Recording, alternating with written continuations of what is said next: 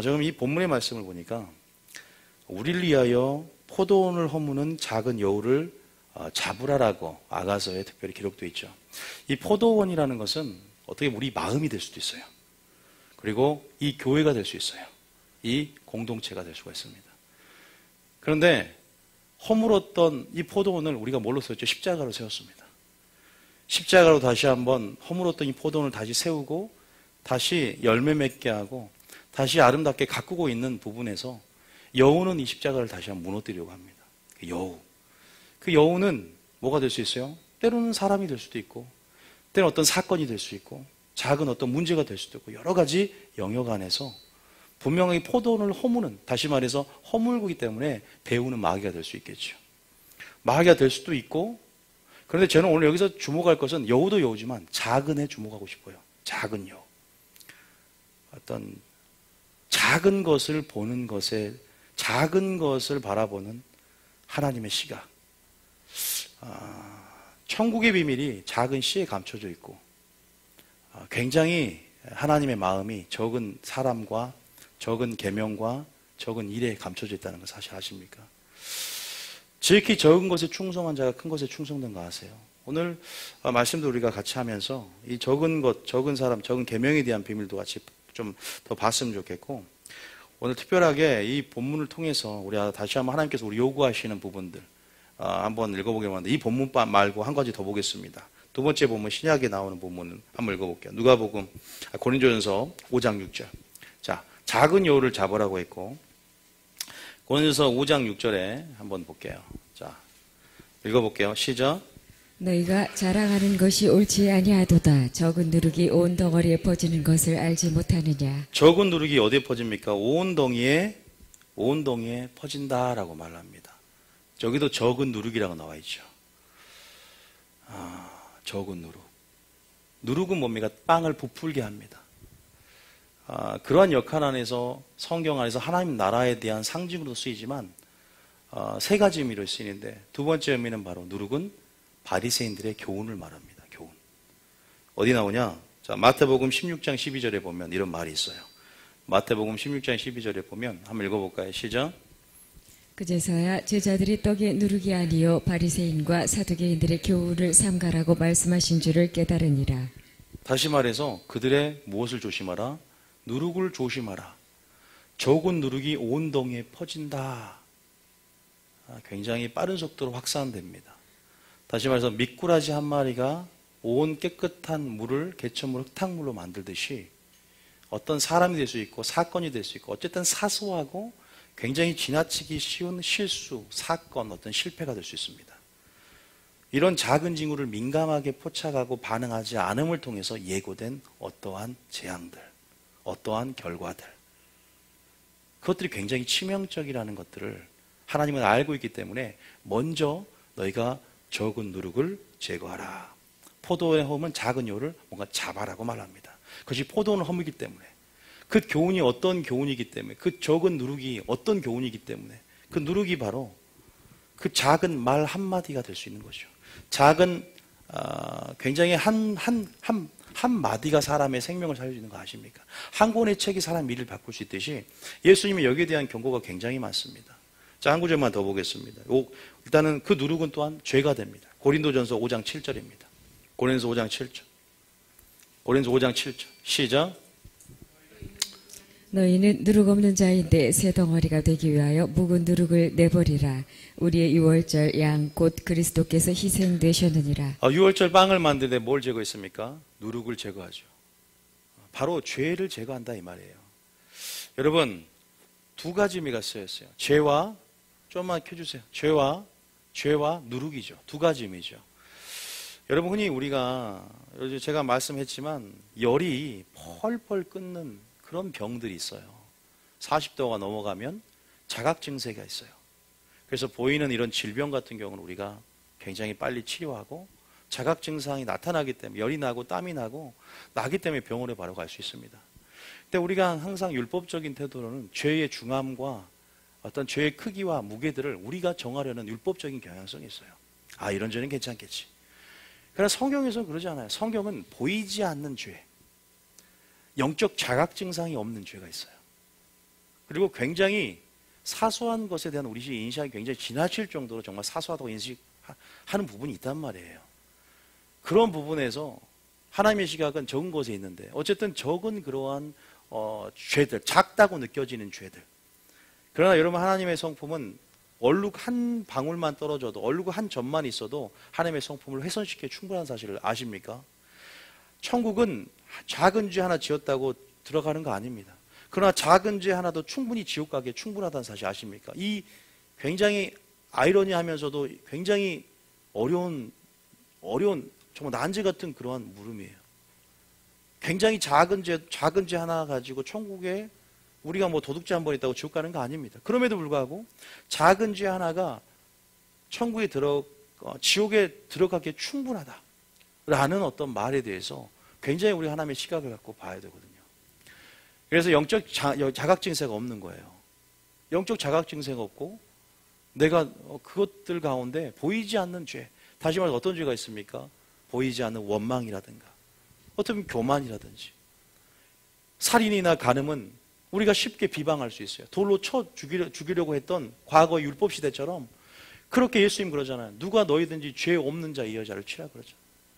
우리가 보이지 않지만 교도소에 있고 없고의 차이는 장소의 차이입니다. 똑같은 죄인입니다. 그는 드러났고 밝혀졌고 법의 심판을 받아서 교도소에 있는 것이지, 교도소에 있고 없고의 차이는 어떻게 보면은 우린 다 같은 살인자일 수 있다는 사실이죠. 칼로 찌르지 않고 죽이지 않아서 마찬가지지, 너희가 형제를 미워하는 자는 어떤 자다? 살인하는 자라고 말씀한단 말이에요. 그런 부분에서 우리는 적은 것에 대해서, 적은 죄에 대해서 어떠한 시각을 갖고 있는가? 그래서 너희가 적은 누룩을 제거하라. 적은 누룩을 제거하라. 그것이 온 동에 퍼진다. 물론 작은 것에 하나님의 관점을 가지면 하나님의 빛에 주목하고 그 죄들이 하나님께서 드러나게 하시고 적은 것에 관점을 갖게 하시고 보면 또 회개하며 나가는 부분이 있지만, 다시 한번 우리가 적은 것에 대해 어떤 관점을 갖고 있는지 한번 보셔야 돼요. 그래서 적은 누룩을 너희의 지그마한 작은 죄라도 그렇게 심상히 여기고, 그 작은 죄라도 하나님께서 우리 가운데 하나님의 거룩성을 이루며 나아가게, 그 거룩한 부르심 가운데 그 죄를 제거하기를 원한다는 사실을 믿으시기 바랍니다. 하나님이 그런 마음을 품고 있죠. 이 정도 죄는 괜찮을 거야. 이 정도 죄는 설마가 사람을 잡듯이 설마가 내 영혼을 충분하게 지옥을 이끌기에 충분한 사실도 아십니까?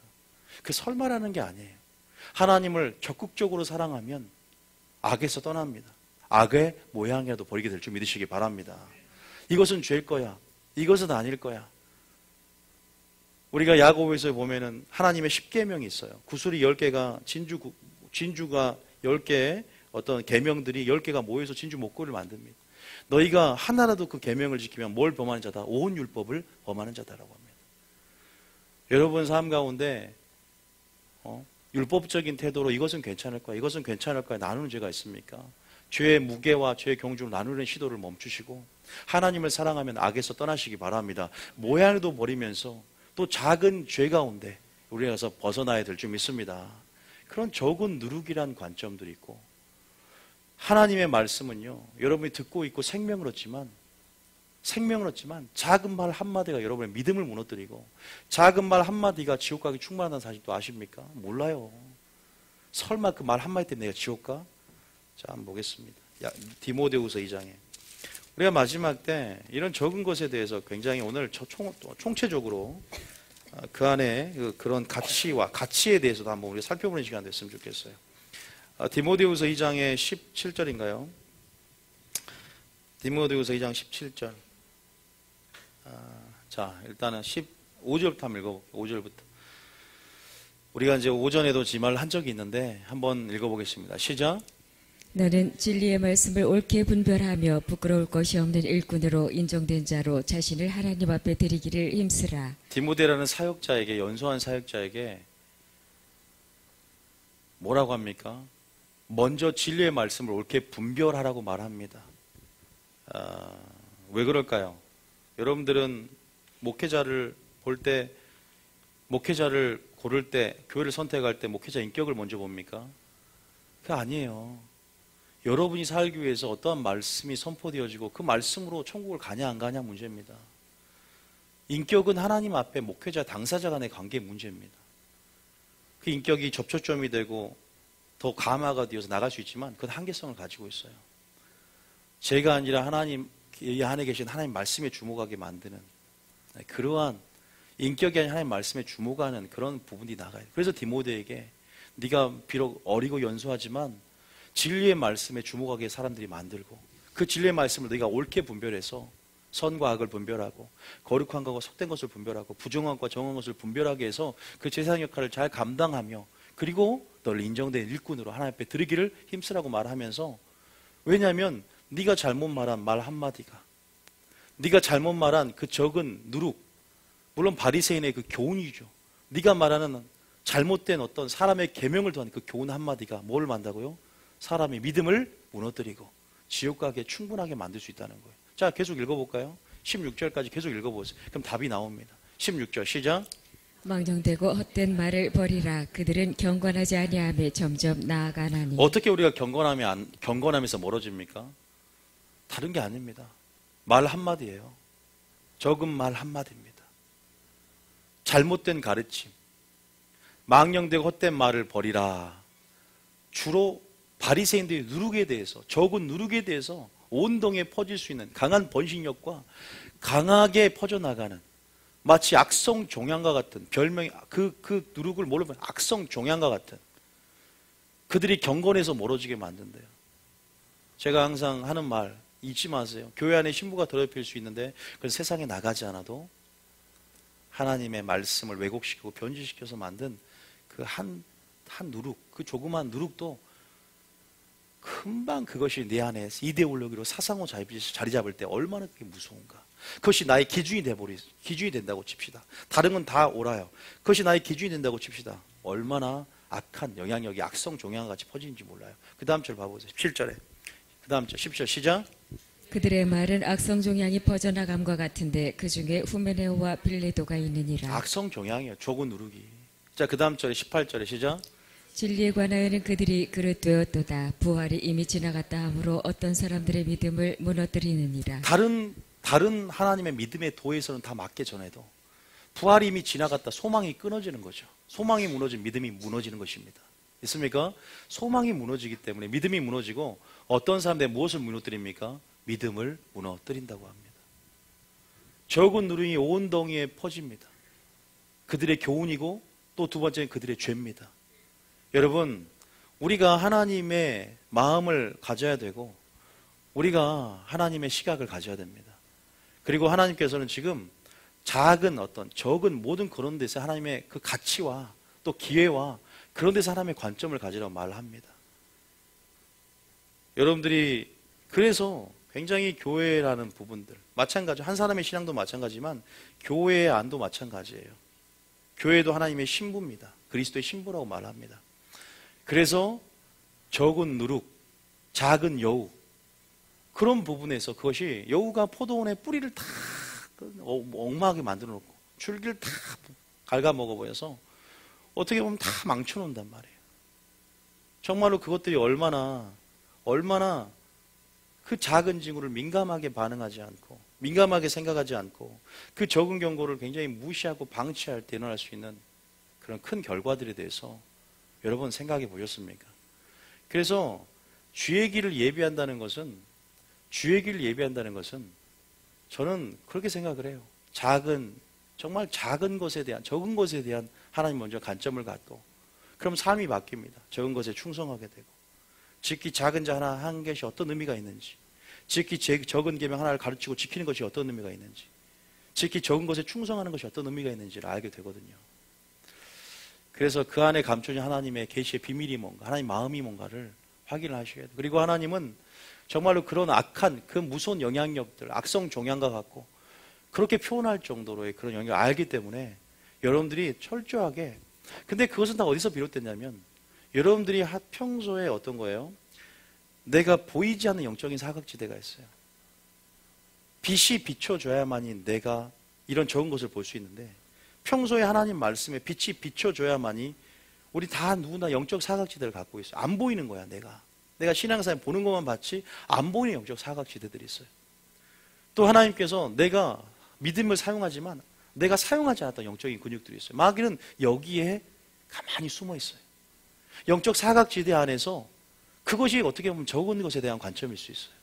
빛이 비춰야만이 내가 보이지 않았던 그 계시의 눈이 열어지고 확장이 되면서 적은 것에 대한, 적은 것은 그렇게 무시하고 큰 것만 보고 큰 사역만 보고 그런 부분 안에서 보이기 시작하고 내가 다루어지지 않은 근육들, 내가 사용하지 않았던 근육들, 연약해진 근육들, 마귀가 이것을, 여러분, 그것을 거점으로 삼아서 그것을 빌미로 해서 우리가 어떤 부분에 나오듯이 그런 부분 안에서 올바른 하나님의 말씀의 계시 가운데 빛이 비춰줄 때 다시 한번 나의 계시적인 눈이 열어지고 영적인 사각지대가 비춰지면서 또 사용하지 않았던 어떤 근육들, 믿음의 근육들 가운데 다시 한번 그런 부분 안에서 이것들을, 이 작은 것들을 보게 되고 여러분들이 즉시 하나님 말씀 안에서 영적으로 저는 반응하게 될 줄 믿습니다. 맞습니까? 여러분, 굉장히 중요한 설교일 수 있어요. 주의 길을 예비하는 설교입니다. 하나님이 쓰시기에 선한 일에 준비되고 예비되도록 지금 여러분들이 깨끗한 그릇으로 준비되는 설교입니다.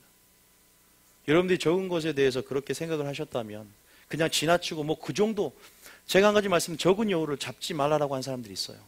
적은 누룩을 왜 제거하려고 하냐? 그런 사람, 그런 어떤 사람들일까요? 인본주의자들입니다. 그냥 하나님의 사랑으로 덮지 왜 용서하지? 왜 그러냐? 그런 사람 인본주의자들이에요. 그리고 굉장히 자기가 보이지 않는 영역 안에 얼마나 위험한 상태인지 모를 수가 있습니다.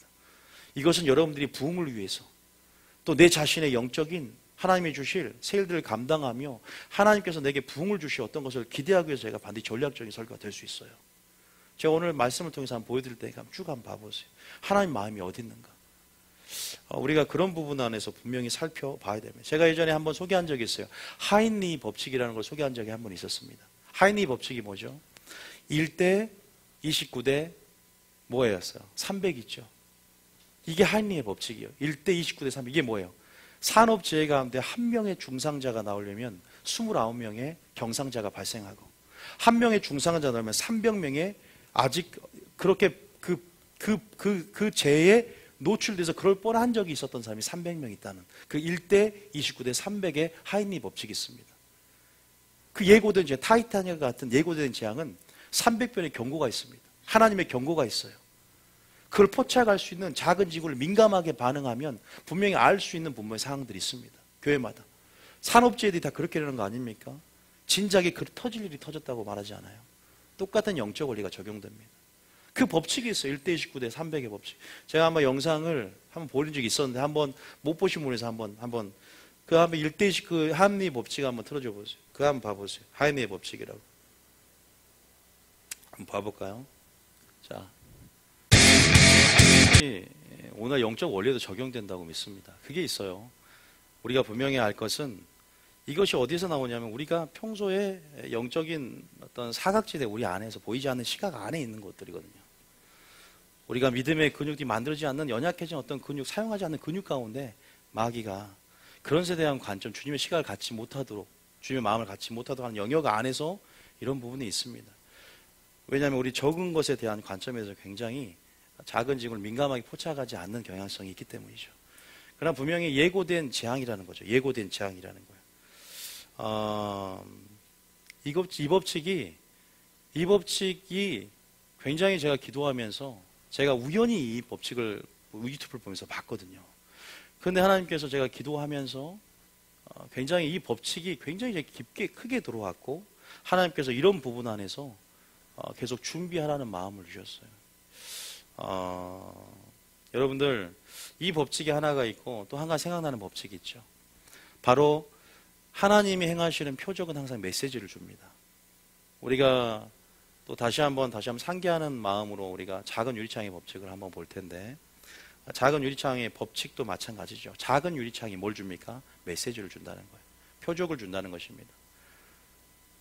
그래서 한마디 한마디에 다 신경을 쓰는 거예요. 교회가. 마귀가 항상 틈을 노리고 있기 때문에 무는 사자와 같이 여러분들이 행하는 리더들의 한 행동들 또 리더들의 말 한마디, 목회자의 말 한마디 대표성을 갖는 어떤 영역 안에서 제가 어제 우리 40명 이상 우리 육기생들이 우리 오전에 우리 스텝진은 알지만 성막을 갔다 왔어요.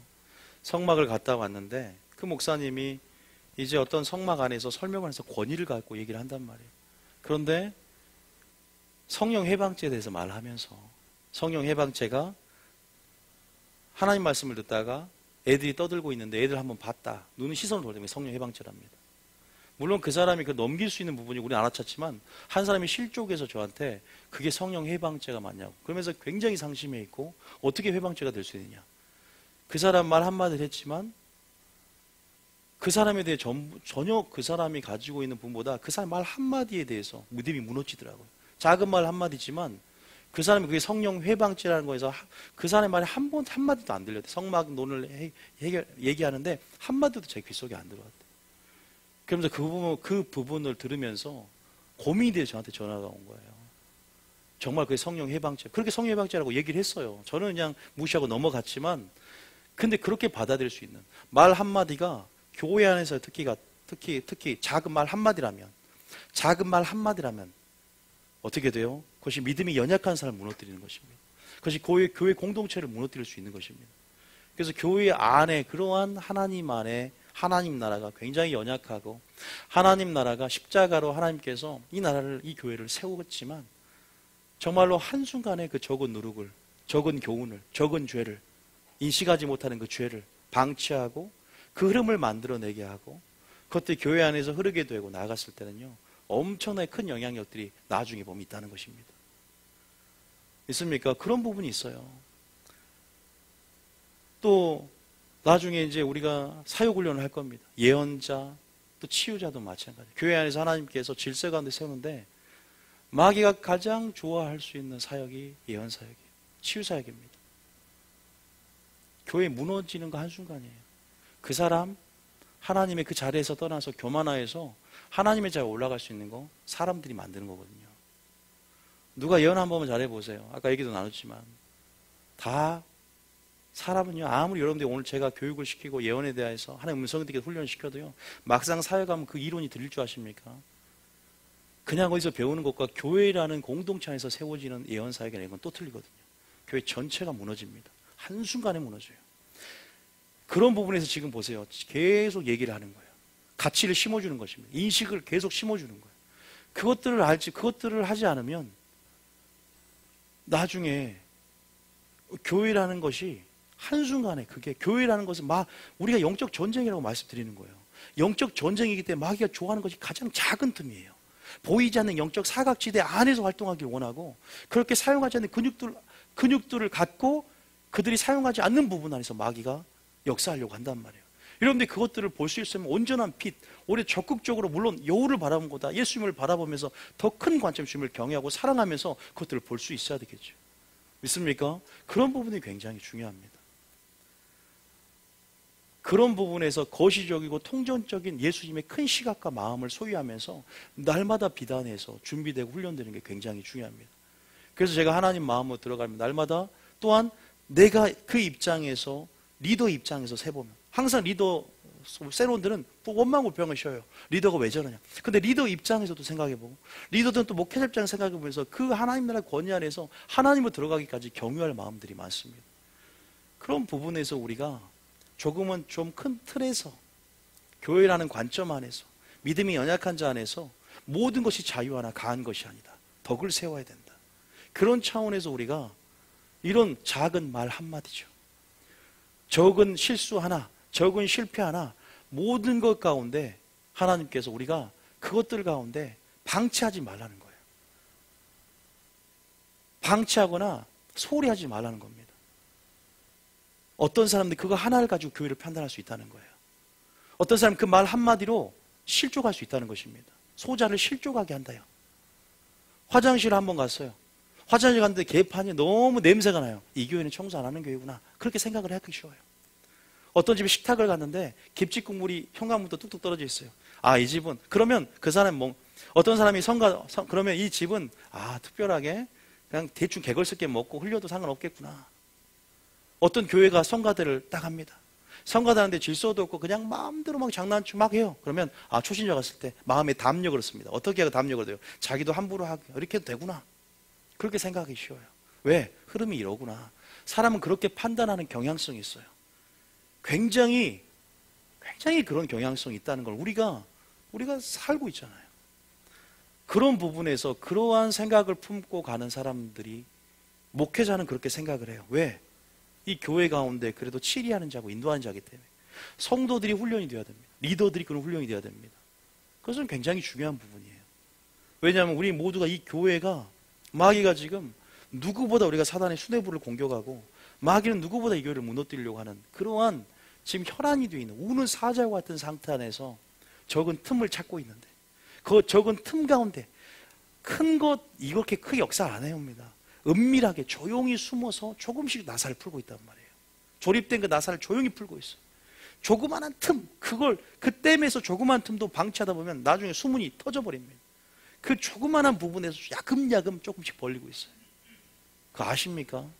왜 하나님 포도원의 작은 여우를 잡고 적은 누룩을 왜 제거해야 되는지. 금방 악성조약 같이 퍼져나가고 1대 39대 200, 아니 1대 29대 300의 법칙이 교회에도 여전히 살아가는 우리 삶 가운데 적용이 된다는 거죠. 하나님 여러분 삶 가운데 경고하죠. 솔로몬에게 일찍이 2번 나타나 경고를 했습니다. 너 그러지 마. 너 그 모습, 밀곰, 그 여신들, 그런 정략 결혼 가운데 신긴 이방 여인들을 사랑하지 마 라고 나타났지만 그 경고를 무시하다가 결국 어떻게 돼요? 남북조가 분열돼 버리고, 그러나 다윗의 어떤 솔로몬을 심었던 삶 가운데 은혜를 거둬들여서 전도서를 쓰면서 회개하며 나아가지만, 하나님은 결코 심판 전에 뭐한다? 경고한다는 것입니다. 자기의 사랑하는 선지자에게 하나님은 심판하기 전에 분명히 경고한다라고 표현을 아모스에 하고 있어요. 우리 삶 가운데 지금 하나님의 수많은 경고들이 들립니다. 나라의 위기도 마찬가지예요. 전쟁의 위기, 이것도 경고입니다. 이 교회들을 향한 하나님의 마음이에요. 무엇 하길 원하는지. 큰 사건 터지기 전에 크고 작은 경고들을 보내고, 나라뿐이겠습니까? 교회도 마찬가지입니다. 우리 교회에서 어떤 사건이 터지거나 뭐 있으면 꼭 하나님이 저한테 사인을 주고, 물리적인 어떤 경고와 사인들을 꼭 저한테 알려주세요. 그런 부분 안에서 여러분들, 어린 아이들이 그냥 사랑만 받고 싶어 하는 겁니다. 정말로 하나님의 마음을 들어가려면 우리가 항상 성경의 균형이란 말을 합니다. 그걸 아셔야 됩니다. 교회는 사랑의 공동체지만 하나님 나라라는 사실이죠. 하나님 나라에서 사랑을 배우지 않으면 인본주의 사랑으로 적은으로, 그거 제거하지 마요. 포도원을 허무는 작은 여우 잡지 마세요. 자기가 하나님의 위치에 앉으려고 합니다. 자기가 하나님의 사랑보다 더 크다고 생각합니다. 그런 실수를 굉장히 많이 하죠. 그래서 우리는 철저히 진리의 사랑을 배우고 하나님의 관점에서 적은 것에 대한 관점을 배우고, 우리가 그렇게 말씀 안에서 통찰력을 갖고, 그것이 내가 보지 못하는 영역이구나. 내가 그것이 내 안에 영적 사각지대구나. 내가 그것이 어떠한 사용하지 않는 근육이구나. 이런 것들을 또한 포착하면서 우리가 지금 이 마지막 때, 지금 우리 교회가 또한 우리 교회뿐만 아니라 여러분 자신 또한 그렇게 반응해 나갈 때인 줄 믿습니다. 굉장히 중요해요, 여러분. 진리에 관해서 그들이 그릇되었다, 부활이 지나갔다 함으로 어떤 사람들의 믿음을 무너뜨려요. 그래서 적은 누룩은 뭐다고? 첫 번째, 교훈이다. 두 번째, 죄다.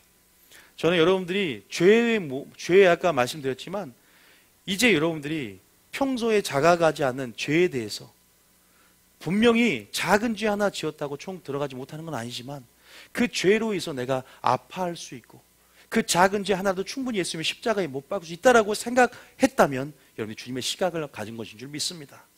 여러분 영적인 사각지대 가운데 빛이 비춰졌다고 믿습니다. 그걸 아셔야 돼요. 저희 교회에 와서 여러분들 무엇을 드러내려고 하지 않습니까? 죄라고 여기지 않았던 부분들이 말씀 가운데 죄라고 드러나는 것들이 은혜인 줄 믿으시기 바랍니다. 하나님 다루시는 거예요. 죄를 심상히 여기게 되는 거예요. 내가 그것이 하나님의 성품을 왜곡하고 변질시키지 않았던 부분 안에서 이것이 바로 죄였구나. 그래서 내가 교만하고 내가 안에서 원망하고 내가 불평한, 저도 그렇게 생각했거든요. 원망하고 불평하고 시기하고 질투, 이거 아무것도 아닌 줄 알았어요. 그런데 성경에 보면 시기 질투가 뭐냐면 이 교만이 지옥 중심에 있는 악이고, 시기 질투는 모든 다툼과 분쟁의 중심에 시기와 질투가 있답니다. 시기는 뼈를 썩게 한답니다. 다윗은 천천히요, 사울은 천천히요, 다윗은 만만이다. 오히려 사람들이 다윗을 높이니까 사울의 시기 가운데 다윗을 죽이려 합니다. 죽이는 역사가 어디서 나온 줄 아세요? 시기에서 나온 줄 믿으시기 바랍니다. 그냥 시기할 수 있다라고 생각해서 인본주의예요. 시기할 수 있죠. 저도 시기할 수 있고, 그러나 그 연약성 안에서 하나님이 원하시면 성령의 충만함 안에서 주님의 성품으로 닮아가려고 노력해야 되는 줄 믿으시기 바랍니다. 그 목표를 향해서 그냥 이런 것들은 그냥, 그래서 우리가 우리 교회에서 예배자라고 강조할 때, 사역전에 먼저 예배자라고 강조할 때 먼저 이 나에 대한 시기를 다루어야 돼. 하나님이 다루기를 원한 걸 알고, 이 질투를 다린 걸 알고, 여자는 시기와 질투가 다 있는 거 아닙니까? 그냥 그것을 자연스럽게 치부하지 말고 그것들의 문제에 대한 심각성을 주님의 시각으로 이 죄를 다시 한번 보고, 이 죄를 하나님이 해결할 수 있도록, 또한 주님을 의지하며 반드시 주님의 성품으로 닮아가고자 하는 중심 가운데 나아가야 될 줄 믿습니다. 그게 우리 안에 적은 누룩을 제거할 수 있는 방법 아니겠습니까? 그 하나님이 보여주는 거예요. 다시 말해서 적은 여우에 주목하고 적은 누룩에 주목하는 것이 아니라 주님을 주목할 때 적은 누룩이 보이고 적은 여우가 보이게 될 줄 믿으시기 바랍니다. 가늠하지 말라, 산하지 말라를 주목하는 것이 아니라 더욱더 너희가 형제를, 이웃을 사랑하라 주목할 때 가늠하지 않게 되는 거예요. 도둑질하지 않게 된 줄 믿으시기 바랍니다. 그런 부분에서 우리가 어떻게 나가야 될 것인가, 바라봐야 될 것인가에 대해서 분명히 아까 하인리의 법칙도 마찬가지고, 또 우리가 적은 유리창의 법칙도 한번 봐볼까요? 적은 유리창의 법칙 한번 2분짜리인데 한번 잠깐 봐볼게요. 적은 유리창의 법칙도 마찬가지죠. 한번 봐보겠습니다. 이런 경우를 한번 상상해 보시죠. 주택가 도로에 낡은 차 한 대가 서 있습니다. 이런, 트렁크가 아무렇게나 열려 있고 자세히 보니 문도 제대로 잠그지 않았군요. 운전대 위에 두둑한 지갑이 놓여 있고 앞좌석에는 카메라가 있습니다. 그렇지 않아도 허술하기 짝이 없는데 창문까지 깨졌습니다. 문이 열리고 지갑이 놓여 있고 창문까지 깨진 차. 이 차의 운명은 어떻게 될까요? 지금 이 본문의 말씀을 보니까 우리를 위하여 포도원을 허무는 작은 여우를 잡으라라고 아가서에 특별히 기록되어 있죠. 이 포도원이라는 것은 어떻게 보면 우리 마음이 될 수도 있어요. 그리고 이 교회가 될 수 있어요. 이 공동체가 될 수가 있습니다. 그런데 허물었던 이 포도원을 우리가 뭘로 세웠죠? 십자가로 세웠습니다. 십자가로 다시 한번 허물었던 이 포도원을 다시 세우고 다시 열매 맺게 하고 다시 아름답게 가꾸고 있는 부분에서 여우는 이 십자가를 다시 한번 무너뜨리려고 합니다. 그 여우는 뭐가 될 수 있어요? 때로는 사람이 될 수도 있고, 때로는 어떤 사건이 될 수 있고, 작은 어떤 문제가 될 수도 있고, 여러 가지 영역 안에서 분명히 포도원을 허무는, 다시 말해서 허물고기 때문에 배우는 마귀가 될 수 있겠죠. 마귀가 될 수도 있고, 그런데 저는 오늘 여기서 주목할 것은 여우도 여우지만 작은 애 주목하고 싶어요. 작은 여우. 어떤 작은 것을 보는 것에, 작은 것을 바라보는 하나님의 시각. 천국의 비밀이 작은 씨에 감춰져 있고, 굉장히 하나님의 마음이 적은 사람과 적은 계명과 적은 일에 감춰져 있다는 걸 사실 아십니까? 즉, 그리고 운전대 위에 놓여있던 지갑을 슬쩍 집어서 슬그머니 가방 안에 넣습니다. 놔두면 어차피 누군가 가져갈 지갑인가요? 밖으로 나와 아무 일 없는 듯 사라집니다. 평상시라면 창문이나 문이 닫혀있는 차량이라면 전혀 관심도 갖지 않고 그 안에 들어갈 엄두도 내지 않는 일반 사람들이 깨어지고 열려진 차 안에 있는 지갑에는 손을 뻗게 되는 그런 현상이 발생하는 거죠. 이것이 바로 깨진 창문 이론입니다. 1982년 심리학자 조지 켈링이 만든 것으로 사소한 빈틈 하나가 함부로 해도 된다는 신호로 작동해 점점 더 큰 범죄로 전형된다는 이론입니다. 보겠습니다. 자, 불 좀 켜주세요. 설교를 듣고 이 영상을 보니까 더 많이 들어오시죠? 들어오는 게 있을 거예요. 이걸 우리 신앙에 적용하고 이 교회에 적용하고 우리 공동체에 적용한다면 어떻게 보면은 하나님이 우리에게 또 말씀하신 부분 안에서 보세요. 온 동에 퍼진다.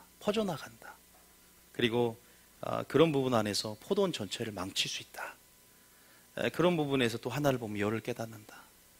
그런 부분에서 우리가 마귀에게 틈을 주지 않을 뿐 아니라 다른 사람에게서 우리가 비춰진 하나님의 영광의 모습들이 우리 작은 말 한마디로 주님의 성품을 훼손할 수 있다는 부분도 있을 수 있고, 또 우리가 생각지 않은 아침부터 저녁까지 우리 작은 습관 가운데 그 잘못된 습관 하나가 점점 야근약 우리 자신을 망칠 수 있고, 다른 건 다 옳더라도 그런 습관들이 우리 자신들을 어떻게 보면은 정말로 이렇게 마귀가 합법적으로 권세를 행하거나 마귀가 좋아하는 틈이 될 수 있다면, 습관이 될 수 있다면, 우리는 반드시 그 적은 것에 대해서 우리는 다시 한번 주님의 시각으로 다루며 방치하거나 무시하지 말고, 또 우리 가운데 있는 그런 부분, 아까 하이니 법칙처럼 또한 적은 경고까지 그걸 무시하지 않고 우리가 받아들이면서 다시 한번 새롭게 우리 자신을 하나님의 거룩한 새로운 습관으로 만들어가고, 우리가 그렇게 하나님의 온전하심으로 나아가는 여러분 되어야 될 줄 믿습니다. 그런 부분에서 우리가 생각을 해봤으면 좋겠고, 이제는 성경 안에서 한번 봐볼게요. 성경 안에서 하나님이 어떻게 또한 말씀하시는지 한번 우리가 세 구절을 한번 읽는데, 이 세 구절을 잘 한번 읽어봤으면 좋겠어요. 그러면 여러분들이 작은 것의 가치와 작은 것의 기회를 더 알 수 있는 시간이 될 겁니다. 그걸 하나님이 놓쳐버리기 때문에 하나님께서 안타까워하는 거예요. 자, 먼저 에베소 5장 10절 한번 읽어보겠습니다. 에베소 5장 10절. 이제 제가 전체적으로 적은 것에 대한 주님의 마음이 뭔지를 좀 보여줬다면, 성경 안에서 마태복음 에베소 5장 10절에 한번 읽어볼게요. 시작. 주를 기쁘시게 할 것이 무엇인가 시험하여 보라. 주를 작은 것에 안에 감춰진 주님의 마음이라고 했는데, 다윗은 하나님의 마음에 합한 자로서 하나님의 마음을 얻었습니다. 그죠? 그러면 솔로몬처럼 구하지도 않은 것을 또한 주시죠. 마음에 합했고 마음에 들었기 때문에. 그런데 오늘날은 하나님의 마음에 합한 자들, 하나님 마음 얻기를 실패한 자들이 많다고 하나님 탄식하는 부분 안에서 지금 이 본문들은 주를 기쁘시게 할까 무엇인가를 시험하고, 또 주의 길을 예비하는 우리의 삶 가운데 어떻게 주님을 기뻐하냐, 바로 적은 것에 대한 하나님의 가치를 깨닫는 것인데, 세 구절 읽어봅니다. 자, 마태복음 25장 40절 한번 읽어볼게요. 마태복음 25장 40절 다 같이 한번 읽어보겠습니다. 자, 첫 번째 마태 25장 40절 한번 읽어볼게요. 시작. 임금이 대답하여 이르시되 내가 진실로 너희에게 이르노니 너희가 여기 내 형제 중에 지극히 작은 자 하나에게 한 것이 곧 내게 한 것이니라 하시고. 믿습니까? 지극히 어떤 자에게 한 것? 작은 자에게 한 것이죠. 흔히 교회에서 중고등부나 유치부 사역을 소홀히 해요. 그런 경향성이 좀 있습니다. 장년 사역은 큰 가치를 두고 예산을 투자하지만, 물론 다음 세대를 향해서 비전을 갖고 있는 목사님들은 좀 예외될 수 있지만, 왜냐하면 특별하게 여러 가지 부분에서 그냥 소홀하기 쉬워요. 그게 생리처럼. 그래서 그런 부분들이 있어요. 그런데 우리가 보면은, 우리가 이제 이 본문도 있고 또 여러 가지 본문에서 보면은 지극히 작은 자, 또 어린아이를 상징하기도 하고, 또 이 부분에서 물론 이 본문 자체는 주의 종, 말씀을 전하는 제자들을 상징합니다. 지극히 작은 자라는 것은 원어적으로 주의 종들이나 말씀을 전하는 제자들을 말하는 거예요. 적은 자라는 것은 여기서는. 그러나 또 어린아이 같은 그러한 소자들, 어린아이들, 거기가 그 적은 자를 섬기는, 누굴 섬기는 것입니까? 바로 예수님을 섬길 수 있는 기회가 될 수 있다는 거죠. 그래서 우리 교사들이나 또 어린아이를 섬기고, 우리가 언제는 우리 가운데 기회가, 우리가 안 보이는 것이 아니라 못 보는 거예요. 못 본다고. 하나님을 알지 못하고 또 하나님의 시각을 소유하지 못하기 때문에 바로 섬길 수 있는 기회는 얼마든지 많고, 축복을 우리가 누릴 수 있는 기회는 얼마든지 많습니다. 바로 교사라면 바로 이 앞에 있는 어린아이가, 중고등부가 바로 예수님을 섬길 수 있는 기회고, 그런 부분에서 우리가 보면 성경에 기록되어 있지만 적은 자라는 것이 바로 예수님께 한 것이라는 사실을 여러분 믿으시기 바랍니다. 그런데 예수님을 잘 믿으면 이 본문에서 보면 그런 말을 해요. 보면은 40절에서 얘기하지만 그 윗절 봐보세요. 그 윗절에 이렇게 말을 해요. 39절에 보면, 자, 36절부터 한번 봐볼까요? 자, 봐보세요. 37절부터 시작. 다 37절부터 시작. 이에 의인들이 대답하여 이르되 주여 우리가 어느 때에 주께서 줄이신 것을 보고 음식을 대접하였으며 목마르신 것을 보고 마시게 하였나이까. 계속 39절까지 읽어볼까요? 시작. 어느 때 나그네 되신 것을 보고 영접하였으며 헐벗으신 것을 보고 옷 입혔나이까. 그다음 예. 어느 3절에 때 병드신 것이나 옥에 갇히신 것을 보고 가서 배웠나이까 하리니. 40절에 그러면서 40절 이렇게 말합니다. 임금이 대답하여 이르시되 내가 진실로 너희에게 이르노니 너희가 여기 내 형제 중에 지극히 작은 자 하나에게 한 것이 곧 내게 한 것이니라 하시고. 이 의인들은 천국 가서 지극히 적은 자 하나 한 것이 그냥 자연스러운 거예요. 삶 가운데. 다시 말해서 주님의 시각을 소유한 거예요. 의인들이기 때문에 하나님 말씀에 순종하는 의인들은 하나님 주님의 시각을 소유한 거예요.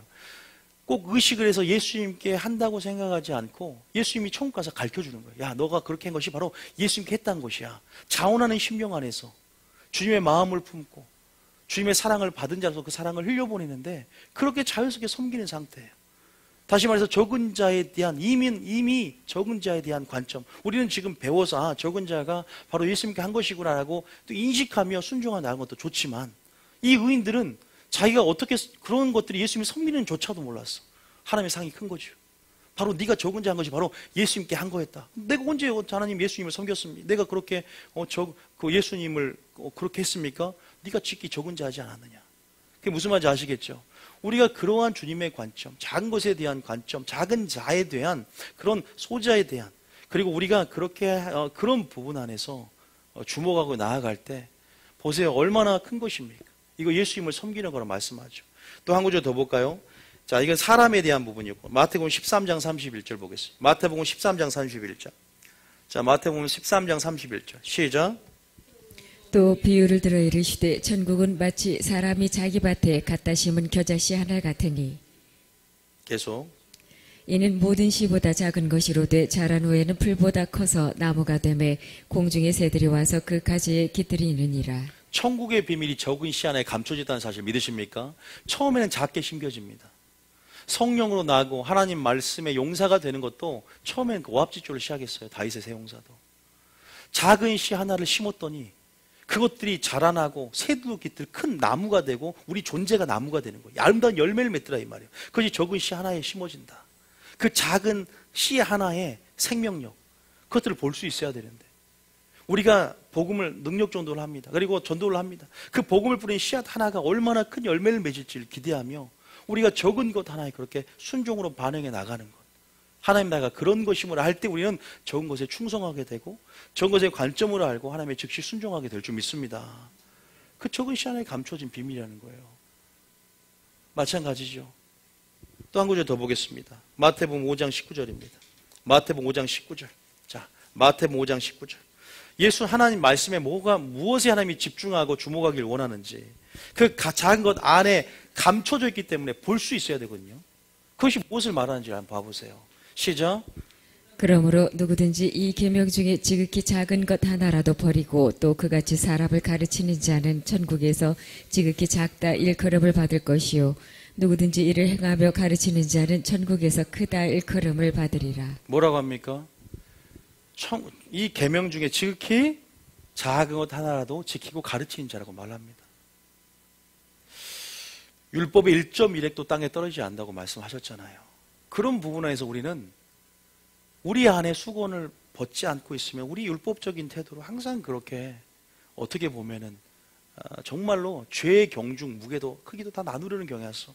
율법도 마찬가지. 이것은 지켜도 되고 큰 계명이기 때문에 그러다가 무슨 꼴 나요? 바리새인 꼴 나는 거예요. 하루살이는 걸러내고 약대는 삼키는.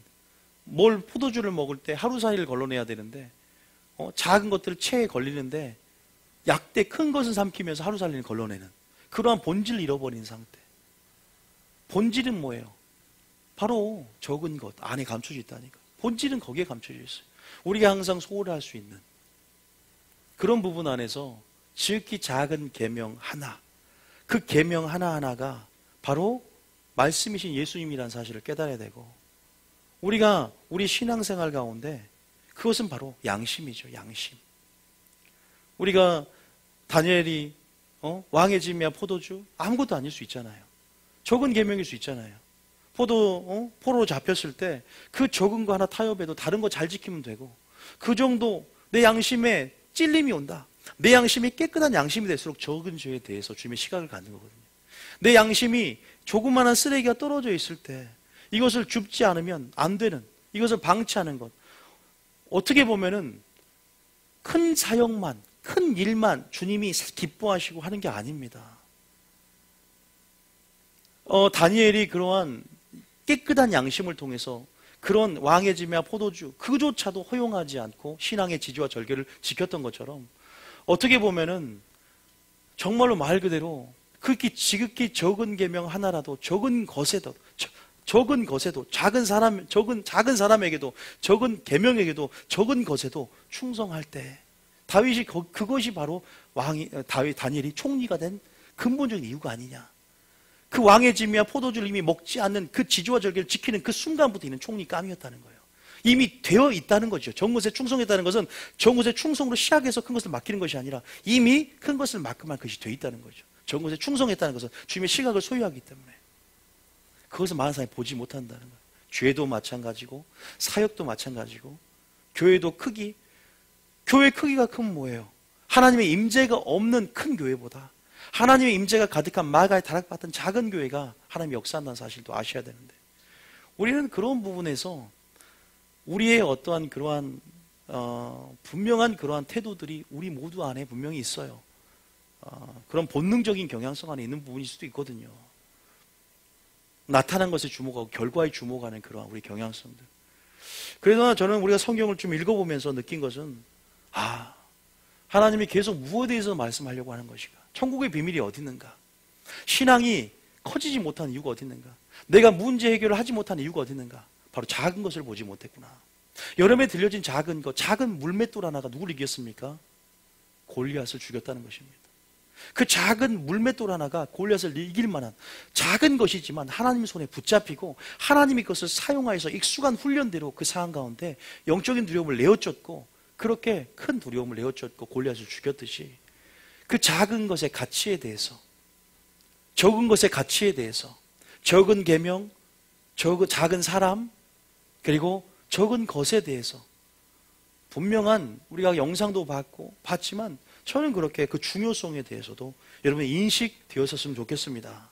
적은 어떤 습관 하나가 지금 여러분들 가운데 그것이 습관적인 죄가 되고, 그 잘못된 부분 안에서 방치하기 쉬운 그것들이 다시 한번 얼마나 큰 영향력을 가질 수 있는지를 보면 우리 삶 가운데 정말 부흥하고 성숙되어지는 그 열쇠가 바로, 저는 다시 한번 말하지만 제가 항상 말하는 거 세 가지가 있잖아요. 적은 것, 혹은 작은 것. 두 번째, 혹은 오늘이라는 것. 오늘이 하는 영생의 계시. 작은 것이나 적은 것에 있는 영생의 계시. 그리고 지금, 오늘이나 지금. 그 단어에 대해서 굉장히 저는 주목하게 하셨거든요, 하나님께서. 그게 말세 주님 오시기를 준비하는 것이 아닌가. 그게 주님 오시기를 예비하는 것이 아닌가. 여러분, 그 기회들은 분명히 말씀드리지만 안 보이는 것이 아니라 내가 못 보는 것입니다. 작은 여우, 적은 누룩, 물론 우리가 이런 부분에서 크게 주목하며 크게 마귀를 크게 보지 말고 또 집착할 필요는 없습니다. 그러나 먼저는 주님을 사랑하다듯이 먼저 하나님께 주목하고 하나님을 알고 그 빛으로 어둠을 드러내기 때문에 그 빛에 주목하면서 우리가 따라가는 삶으로 나아가야 될 줄 믿습니다. 그것이 굉장히 우선적으로 더 중요한 부분이겠죠. 그런 부분이 굉장히 중요합니다. 그래서 여러분들이 그런 부분 안에서 더 우리가 더 신경을 써야 되지 않는가 싶은 생각이 들어요. 행복이 어디 있다고 생각하십니까? 행복 어디 있을까요? 예? 이인일 사님, 행복이 어디 있습니까? 예? 예, 계명에 그래요. 아니 맞아요. 행복이 내 행복을 위해서 계명을 주었다 했기 때문에 말씀에 얼마나 작은 말씀 하나 놓치지 않고 갑니까? 아주 큰 복을 받을 줄 믿습니다. 이인영 이사님. 어디 있어요, 행복이? 아주 가까운 데 있어요. 문제 해결이 어디 있어요? 아주 가까운데 바로 적은 문제에 있어요. 적은 문제지만 그 적은 문제가 아닙니다. 진리는 어디 있습니까? 아주 가까운 데 있고 가장 가까이에 있고 가장 적은 곳에 있습니다. 작다고 생각하는 곳에 문제 있습니다. 분명히 찾아와. 해결책이 어디 있어요? 바로 모세의 손에 들려진 바로 지팡이에 있다는 것입니다. 바로 아기가 갖고 온 도시락이 있다는 거예요. 오병 얘기죠. 가장 가까운 데 있어요. 그걸 기억하셔야 돼요. 그걸 놓치고 큰 사역만 찾고 나타나는 현상에 주목하고 본질을 놓칩니다. 옛날에 제가 어떤 분을 예언하는데 바로 앞에 예수님이 서 계셨는데 못 보는 거야. 원시가 돼서 멀리만 봐. 자기는 푸른 초장에 놓여 있는데 감사가 없어. 멀리서만 주님을 찾으려고 해. 자기가 원하는 하나님. 감사가 어디 있어요? 진짜 감사 뭔지 아세요? 적은 것에 감사하는 자입니다. 감사할 수 없을 때 감사하는 것입니다. 진리는요, 굉장히 그런 것에 있거든요. 하나님 나라도 마찬가지고 행복도 마찬가지입니다. 여러분, 소홀하기 쉬운 것에 있습니다. 우리가 흔히 생각하지 않는 것, 방치하고 버려두고 소홀히 하는 것에, 그래서 여러분 작은 징후라도 복잡되면, 빛 가운데 적은 습관에도 하나님 노출이 되면 반드시 즉시 그것을 다루시고, 반드시 여러분 그것을 인식하시고, 그것을 하나님의 시각을, 하나님의 관점을 소위 인식하시고 바꿔나가는 축복의 역사가 있기를 원합니다. 그렇게 되셔야 돼요. 굉장히 이게 주의 길을 예비할 수 있는 설교입니다. 마태복음 15장에 보면 누가 나옵니까? 가나안 여인이 나오죠. 가나안 여인 아시죠? 가나안 여인이 무엇을 구해요? 무엇을 구합니까? 예수님께서 뭐라 그래요? 자, 마태복음 15장 잠깐 봐보세요. 마태복음 15장에. 오늘 여러분들이 하루를 생각을 한번 해보세요. 내가 놓치고 있는 부분들. 나는 항상 기회가 없다고 불평하지 않았는가? 야, 너는 왜 적은 것을 볼 수 없니? 봐. 하나님을 알아야, 말씀을 깨달아야 그거 보이죠. 안 보이는 거예요. 그 기회 가운데 우리가 지금 반응할 수 있어요. 여러분 안에 있는 작은 소자가 반응할 대상이에요. 여러분 안에 있는 지금 자기 맡겨진 일 있죠. 뭐 예를 들어서 우리 스태프님들이 굉장히 고생해요. 뭐 출석을 부르고 그런 작은 지금 맡겨진 일이 제 사역과 동일하다면 어떻게 하겠어요? 저만 대단하고 저만 사역을 하고 대단한 생각하십니까? 아니요. 출석 체크해주고 또 주방에서 그렇게 헌신하고 일하시는 분. 냉수 한 그릇. 그것이 아무것도 아닌 게 아닙니다. 나는 심었고 아브로는 물을 줬을 자라나긴 하나님인데 물 주는 자나 심는 자나 일반이다 그래요. 행한 대로 갚음이 상이 있는 거거든요. 하나님의 사역 가운데 그런 섬긴들이 모여서 하나의 공동체를 이루고 하나님 나라를 이루어가는 거지. 제가 동역자 설교하면서 말했잖아요. 예수님이 복음사역 대단하게 보입니까? 그것만 있어요. 이름도 없이 빛도 없이 구스의 헤롯의 청지기 구사의 아내 요한나 보세요. 수안나 보세요. 자기 소유를 팔아 예수님의 물건을 댑니다. 그런 사람들이 천국에서 얼마나 해같이 빛나요. 지금 엄청난 새 이름이 기록되어 있을 거예요. 모르는 거예요. 여러분, 그런 작은 일, 작은 사명, 적은 것에 하나님의 시각을 갖고 충성하는 부분도 굉장히 중요하겠죠. 그런 부분들도 우리가 분명히 생각을 해야 됩니다. 저는 오늘 특별히 여러분들이 그 적은 것, 작은 것, 혹은 작은 것, 거기에 대해서 정말로 그렇게 다시 한번 새롭게 인식하며 그 기회와 그 가치와 중요성을 발견하고자 하는 의도가 오늘 좀 있어요, 설교에서. 물론 처음과 주제가 좀 이렇게 또 벗어난 부분도 있지만, 그걸 좀 기억했으면 좋겠다는 생각이 듭니다. 그리고 여기서 우리가 아까 봤지만, 마태복음 15장에 봐도 그렇지만, 이 가나안 여인을 보면은, 고쳐달라고 하니까 개라고 그래, 개. 자, 보세요. 자, 25절에 한번 읽어보세요. 본문 읽어보면 25절에 한번 봐볼까요? 시작. 여자가 와서 예수께 절하며 이르되 주여 저를 도우소서. 26절에 대답하여 이르시되 자녀의 떡을 취하여 개들에게 던짐이 마땅하지 아니하니라. 27절에 여자가 이르되 주여 올소이다마는 개들도 제 주인의 상에서 떨어지는 부스러기를 먹나이다 하니. 뭘 먹으려고 그럽니까? 작은 부스러기를 은혜를 구합니다. 참 그래요. 어떻게 보면은 성경 안에서 예수님께 그 은혜를 구했던, 작은 부스러기 은혜라도 구했던 그 여인에게 하나님의 긍휼을 베풉니다. 끝까지 포기하지 않고 낙심하지 않고, 어떻게 보면 그 작은 부스러기 은혜를 통해서 그 은혜도 충분히 나를 하나님의 구원의 역사를 일으킬 수 있다는 거예요.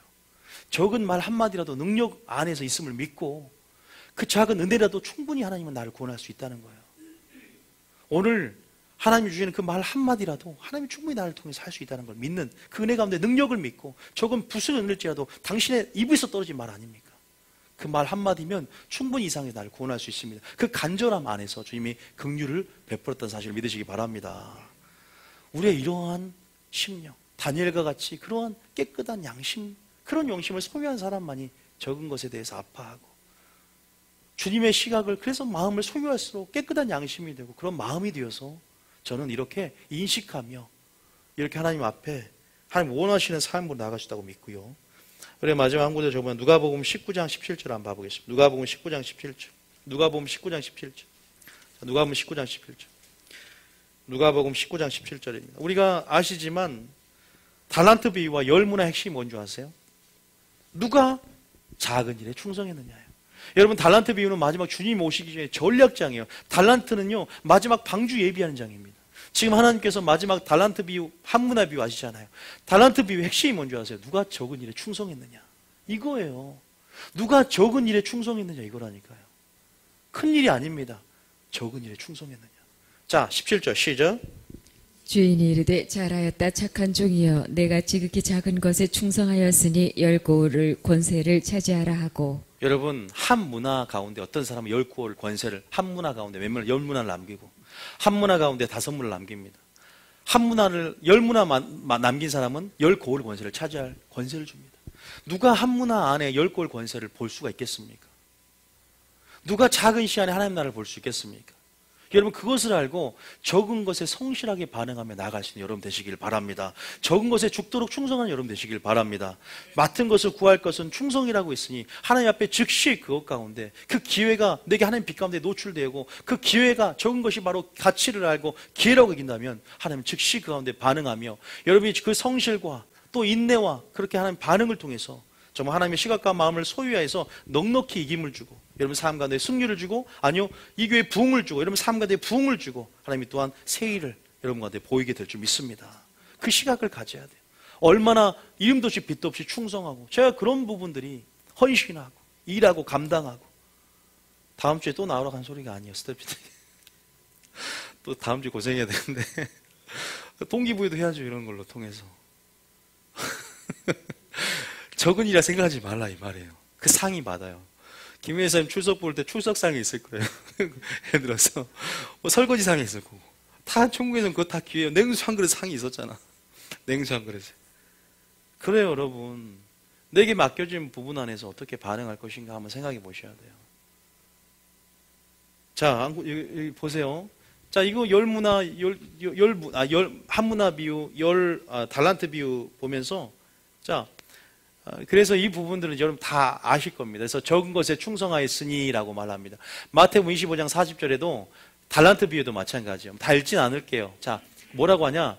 자 마태복음 25장 몇 절인가 25절인가요? 25절에 자 25절에 자 24절 4절입니다. 자 죄송합니다. 4절 3절 몇 절에 나와 있어요. 적은 것에 충성하였으니 큰 것도 맡기겠다. 자 23절 자 시작. 그 주인이 이르되 잘하였도다 착하고 충성된 종아 내가 적은 일에 충성하였음에 내가 많은 것을 내게 맡기리니 내 주인의 즐거움에 참여할지어다 하고. 이 말을 한번 생각해 봤으면 좋겠습니다.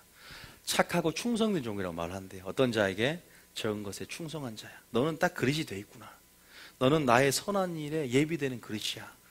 나는 다른 거 보지 않아. 네 양심이 깨끗해서 적은 것에 반응하고 작은 죄라도 아파하고 다니엘처럼 이미 그렇게 왕의 짐이야 포도주 누구는 눈 감고 슬쩍 신사 참배할 때 택시 문 열고 살짝만 거기만 깠다가면 용서 주겠다는 주기철 목사님 반응하지 않았어요. 내가 이런 작은 것에 내 양심 지조와 절개를 지키면서 하나님 배반하지 않는 것처럼 늘 임재의식 안에서 그렇게 부분에서 마귀는 그거 적은 거야, 그거 사소한 거야, 그거 대충 해도 돼, 아무것도 아니야. 그래서 게을러질 수 있는 우리 가운데 경계하며 그래 주님께서 주시는 부분 안에서 충성하고 사명에 충성하고 물질에 충성하고. 여기서 여러분 원래 본문은 적은 것은 물질을 상징해요. 제가 나중에 했지만 물질에 충성한 거예요. 물질에 충성하고 또 적은 사명이 될 수도 있어요. 사명에 충성하고 또 여기선 이 달란트는 또 말씀이 될 수 있어요. 적은 계명에 충성하고 나아갈 때 그래 너는 이미 큰 것도 맡기고 주님의 즐거움에 참여할 것이다. 잃어버리지 않게 될 줄 믿습니다. 빼앗기지 않게 됩니다. 그래서 여러분들은 그런 부분에서 오늘 어떤 정말 관점을 갖고 있습니까? 우리 모두가 그런 영적인 사각지대가 있어요. 그래서 우리 교회에 와서 여러분들이 하나님께서 또 빛 가운데 이것을 설교를 통해 드러내시고 내가 보지 못했던 주님의 시각, 하나님 내게 주님의 시각을 주시옵소서. 나는 이만큼만 봤습니다. 이렇게 여기 안 보이는 부분들 이제 하나님이 넓혀주시고 나는 이렇게 나는 근육들을 많이 사용하고 내가 영적인 보디빌더인 줄 알았더니 내가 사용하지 않는 근육들이 있구나. 내가 이걸 늘 넘어졌는데 이것이 원인이었구나. 그것들 하나님 빛 가운데 두시고 다루신단 말이에요. 그래서 여러분들이 혹시나 이 말씀이 깨달아지고 다시 한번 여러분 머리에서 일어나는 순간부터 잠들기까지 다 점검해 보시면서 어떤 부분에서 계속 반복적으로 일어나는 어떤 상황과 문제 가운데 큰 것에 주목하지 말고 이 적은 것이 바로 문제였구나. 여러분 문제를 찾다 보면 가장 적은 나사 하나 풀어진 게 원인일 수가 있어. 아주 조그만한 문제가 이것 때문에 전체 시스템을 바꿔야 할 때가 있어요. 그러기 전에 미리 항상 그래요. 큰 문제가 생기기 전에 경고 하나님 하신다 그랬잖아요. 그럴 때 우리가 얼른 적은 것에 얼른 돌아보는 습관. 그리고 인본주의적으로 적은 누룩, 저런 작은 여우 이걸 방치돼 그러지 말고 하나님 나라라는 사실을 깨닫고 우리가 하나님 나라고 우리가 이 교회가 하나님 나라라는 사실을 깨달으면 어떠한 통치도 하나님 말씀으로 통치하고 하나님 법으로 다스려야 되는 부분이 있기 때문에 그런 부분 안에서 화평을 주지 말고 검을 던지세요. 화평을 주지 말고 창을 던지세요. 화평을 던지지 말고 불을 던지십시오. 그럴 때 멀리 보면 장장에는 그 하나님의 주시는 징계가 슬퍼 보이나 그것이 나중에는 평강을 이루는 것, 열매를 맺는 것처럼 그것이 장기로 봤을 때는 얼마나 그 교회가 살고 내가 사는 줄을 깨닫고 우리가 반응해야 될 줄 믿습니다. 저는 그것을 기억했으면 좋겠습니다. 그래서 여러분들이 하나하나 그런 부분 안에서 우리가 점검해 나가고 이것이 말세를 준비하고 깨어있는 신앙이 아닌가. 그 중에 하나가 될 수 있다는 사실을 깨닫고 나아가는 저와 여러분이 되어야 될 줄 믿습니다. 우리의 성공보다 우리의 성실에 관심이 있는 분. 우리가 안 한다가 아니라 우리가 못한다가 아니라 우리가 안 하는 것에 있다는 사실을 깨닫고 다시 한번 우리가 하나님 앞에 그렇게 반응하며